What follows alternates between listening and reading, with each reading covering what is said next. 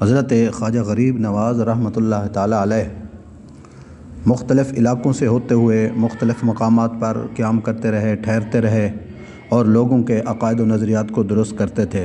تو آپ ایک دفعہ ایران کے اندر گئے، صوبہ خراساں، اس کے ایک شہر کے اندر تشریف لائے۔ تو وہاں پر ایک شخص تھا، یادگار محمد اس کا نام تھا۔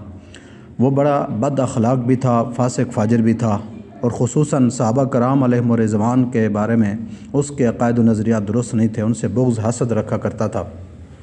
حتیٰ کہ حضرت خواجہ معین الدین چشتی اجمیری رحمۃ اللہ تعالیٰ علیہ یہ آپ لوگوں کے عقائد و نظریات درست کرتے۔ تو وہ شخص جو تھا فاسق فاجر تھا، صحابہ کرام سے بغض رکھا کرتا تھا، حتیٰ کہ اگر کسی کا نام ابو بکر، عمر یا عثمان ہوتا تو وہ ان کو سخت تکلیف دیتا تھا، پریشان کرتا تھا۔ تو ایک دفعہ آپ رحمۃ اللہ تعالیٰ علیہ وہاں پہنچے تو اس آدمی نے، اس شخص نے ایک باغ کے اندر ایک عمارت بنا رکھی تھی، ہاؤس بھی بنایا اور عمارت بھی تھی۔ اس کے اندر جاتا تو وہاں پر عیاشیاں کرتا تھا۔ تو آپ علیہ رحمہ ایک دفعہ وہاں پر پہنچے تو آپ بھی اس باغ کے اندر تشریف لے گئے۔ وہاں جا کر آپ نے وضو کیا، غسل کیا اور وہاں پر نوافل ادا کر کے قرآن پاک کی تلاوت میں مشغول ہو گئے۔ جب آپ وہاں مشغول ہیں تو وہاں پر وہی شخص وہ بھی آ گیا، یادگار محمد اپنے باغ کے اندر آیا۔ تو لوگوں نے آ کر غریب نواز علیہ رحمہ سے عرض کی کہ حضور وہ شخص آ گیا، وہ تو بد اخلاق ہے، اس کو تو آپ کا مقام و مرتبہ کا پتہ نہیں، وہ عام لوگوں کی طرح آپ سے بولے گا، بات کرے گا یا بد اخلاقی سے پیش آئے گا۔ بہتر یہ ہے کہ آپ یہاں سے تشریف لے جائیں، کہیں وہ آپ کو کوئی نقصان نہ پہنچائے، تکلیف نہ دے۔ تو آپ نے فرمایا کوئی پریشانی والی بات نہیں۔ آپ نے ان کے عرض کو قبول نہیں کیا، آپ وہاں پر تشریف فرما رہے۔ تو وہ شخص آیا، جیسے ہی اس نے آپ کا سامنا کیا، آپ نے اس کی طرف نظر فرمائی تو وہ شخص دیکھ کر خوف زدہ ہو گیا، اور اس کے لیے جو قلین بچھائے گئے تھے اس نے وہ بھی سب کچھ اٹھوا دیے، اور ہاتھ باندھ کر بادب طریقے سے آپ کے سامنے کھڑا ہو گیا، لیکن وہ بے طاقت ہو کر گر پڑا۔ پھر اس کے بعد کچھ ہوش میں آیا تو آپ نے اس سے پوچھا کیا تو نے توبہ کر لی ہے؟ اس نے کہا ہاں میں نے اپنے اس چیز سے توبہ کر لی ہے۔ تو آپ نے مزید فرمایا کہ جس تو برے عقیدے پر تھا، یعنی صحابہ کرام علیہ رضوان کا جو دل کے اندر حسد اور بغض رکھا کرتا تھا، اس سے بھی تو نے توبہ کر لی؟ اس نے کہا ہاں میں نے اس سے بھی توبہ کر لی ہے۔ تو اس کے بعد وہ بے ہوش ہو کر زمین پر گر پڑتا ہے۔ بعد کے اندر ہوش آیا تو آپ نے اس کو فرمایا کہ اللہ تعالیٰ نے تجھے توبہ کی توفیق عطا فرما دی ہے نا، تو اب شکرانے کے طور پر وضو کر اور نفل ادا کر، شکرانے کے طور پر کہ اللہ تعالیٰ نے تجھے توبہ کی توفیق بخشی۔ تو اس نے نفل ادا کیے، اور اس کے بعد اس نے جو لوگوں سے مال لوٹا ہوا تھا ناجائز طریقے سے، کیونکہ اس کے پاس طاقت تھی، تو اس وقت وہ ظالم تھا، جس سے وہ مال چھین لیتا چاہتا، جس مال پر قبضہ کر لیتا تھا، تو اب اس نے سب کو وہ لوگوں کا مال جو ہے واپس لوٹا دیا۔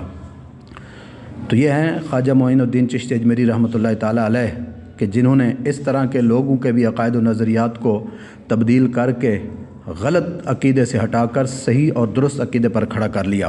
اسی طرح آپ لوگوں کے اندر، آپ نے جب خود بھی علم دین حاصل کیا، اس کے بعد لوگوں کو بھی آپ نے علم دین پڑھایا، سکھایا، اور اس کی محبت لوگوں کے دلوں کے اندر بھر دی، خصوصاً علماء حق کی محبت آپ نے لوگوں کے دلوں کے اندر پیدا فرمائی۔